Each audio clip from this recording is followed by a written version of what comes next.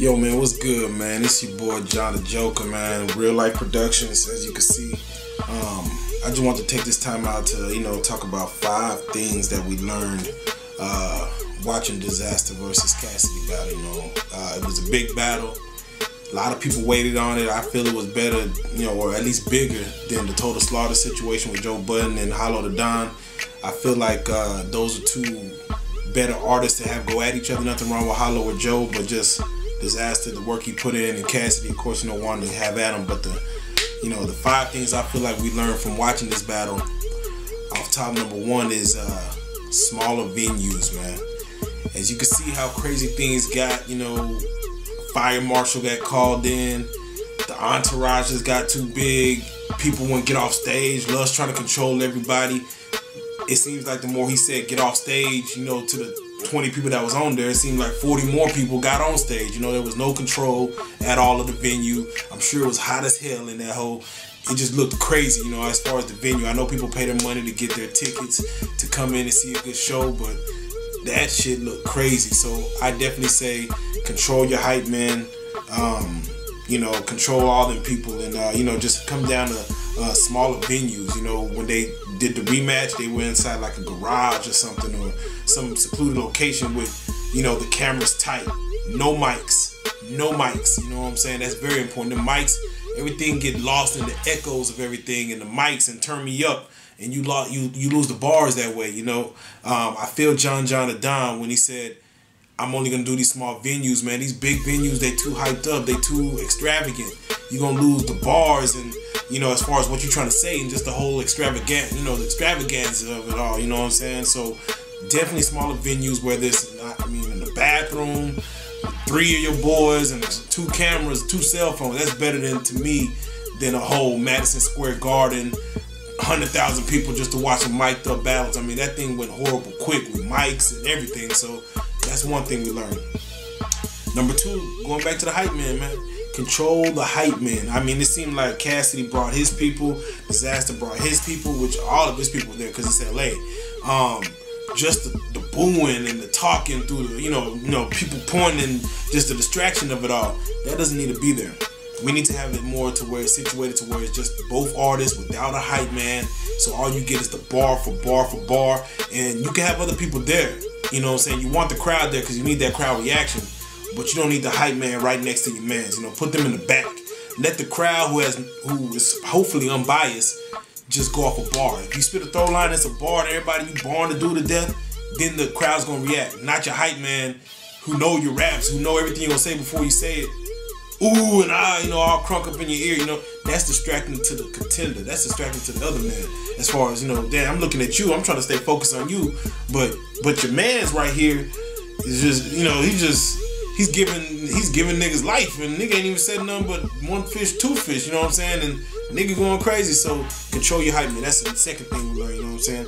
Off top, third thing I feel like it is I think this thing stops with Cassidy, man, as far as just getting major artists to come down to the battle rap level. The reason I say that is because, even before there was a Pacquiao and a Mayweather, oh, you ducking, oh, he dodging him, it was Cassidy with Mook, you know what I'm saying? As far as Cassidy putting in the groundwork he put in on 11-minute freestyles, he all over the place busting it, he outside busting heads. Then, the Mook and Jay Mills going at it. Jay Mills got his deal. Mook was on the street still getting it. And he called out Cassidy.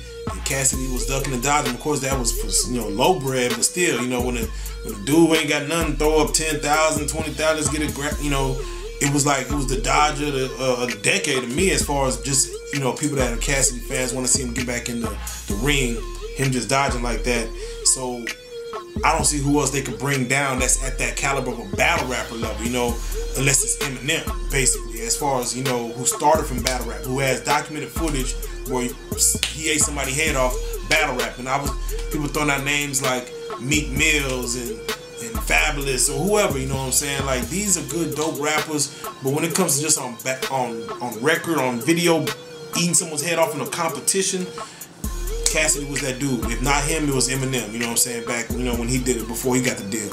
And if you can't get Eminem for whatever it is, And no, nothing against Slaughterhouse and all them dudes. Joe Budden did his thing. Any other artists, you know, Cannabis, I mean, that was just BS. But any other artists that come in, I'm sure they're gonna do their thing. But definitely, I think it stops with Cassidy because it was just kind of so anticipated. And Cassidy gave, I mean, he went in, and Dizaster went in, and you know, who else do you bring down? You know, who else do you fit a bill for? Cassidy was that dude. I mean, as a matter of fact, if it wasn't Joe Budden and Total Slaughter, it was gonna be Cassidy and Total Slaughter if they would have just got the money right. You know what I'm saying? That's all people want to watch, Cassidy and whoever, because that's all anybody since the whole battle thing popped off when Cassidy ripped Freeway's head off. You're like, oh, Cassidy, you got to go after these other dudes. Show these other dudes who be in the lifestyle doing it, because Freeway was an established artist too. Show these other dudes who be going, you know what I'm saying? These dudes who live it. And he just never did it. He just never did it. Now he gets in and do it. I think it stops with that, you know what I'm saying? And as far as number 4, the fourth thing we learned, I would say Dizaster, man. Dope ass lyricist, man. I love Dizaster. I've been vouching for Dizaster for a long time. Back when boys was on Murder Mook and Loaded Lux and you know whatever. I was, you know, before Dizaster put on the hat, you know what I'm saying? I was always on Dizaster's battle just for his freestyles alone. I never knew what he wrote compared to what he freestyled. It was just so many just rebuttals. I'm like, oh my god, he's killing it as far as the way he be spazzing out. Lyricist wise, Dizaster is murderous. I mean, he put his multis together so, you know, so crazy, you know, as far as I'm surprised he be even going for 3 to 5 minutes the way he spits it out so quick, like, you know, he's a machine gun. It's like he's a machine gun going against a 6-shooter for these rounds, and it's like, you know, you busting out so many, how are you going for 5 minutes? But I give him credit for that because I don't think he gets credit for it. But like he says, if you watch it, I mean, if you write, if it's transcribed and everything's written down and y'all see what he's spitting, it'll be more respect for it. So even when he's dead and gone, they're gonna go back over battle rap. They're gonna be like, all right, let's just get the, you know, just get the subtitles up there. What is he saying? They might be like, whoa, this dude was really, you know, just throwing bar, you know, rhyme for rhyme, you know, amazing. You know what I'm saying? But with that said, it definitely hurts him going 3 rounds. You know what I'm saying? It's like 1 round you might get a, you know, high energy Dizaster, but it's hard to keep up high energy for 5 minutes. Listen to a bar from someone else, a couple of bars that might get to you a little bit, and then come back with the same energy. I don't know. As far as with this battle, I mean, of course, other battles he had his own, but with this battle alone, I think that kind of kills his ass every time with 3 rounds. Dizaster cold. He 1-rounders. He's a killer. He's murderous 1-rounders. But when it's 3 rounds, he's so up and down that people sometimes just judge off of, you know, man, I mean, he gave it to me round 1, and your bars were hot in round 2, but you were just kind of whispering it. You know, you kind of just, you know, letting it flow. I mean, you were going hard, but it's like your swag changed a little bit. And that's Dizaster's problem to me as far as his problem, you know what I'm saying? But, you know, damn the problem. He's cold as hell. He's my favorite. I've been following him on Instagram since he had, like, you know, maybe 200 followers, you know what I'm saying? I was following the dude back then, you know what I'm saying? Just, you know, bigging up the dude because, you know, he go hard, and I'm glad to see he's getting what he deserves. And that comes down to the 5th thing we learned from this Cassidy versus Cassidy battle, which is Cassidy, man. That nigga still got it, man. That nigga, he has not lost an inch of what he had, man. I used to be a Cassidy fan back in the Gap, man, before the hotel stuff, you know what I'm saying? Back when he was with Swiss Beats and the radio stations up. And my homeboy be telling me, like, bro, you know what I'm saying? This dude be freestyling, bro. He be going just for 11 minutes. The 11-minute freestyle where the beat kept changing, you know what I'm saying? As far as when he was there with Swiss and Swiss was hyping him up, man, I jammed that. Man, I could jam that like an 8-hour shift at work, just back to back. That's nothing but bars.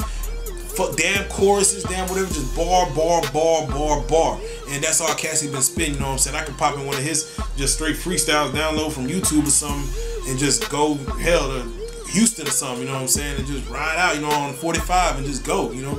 And just jam nothing but bars. And I'd be like, damn, you know, it's him and Chameleon. They always just gave me bars, and I always cut for that, you know what I'm saying? Old school Chameleon, but, you know, I cut for that, you know what I'm saying? Cassidy still got it, man. He 12 years out, he comes back like he ain't never left. I mean, he got a little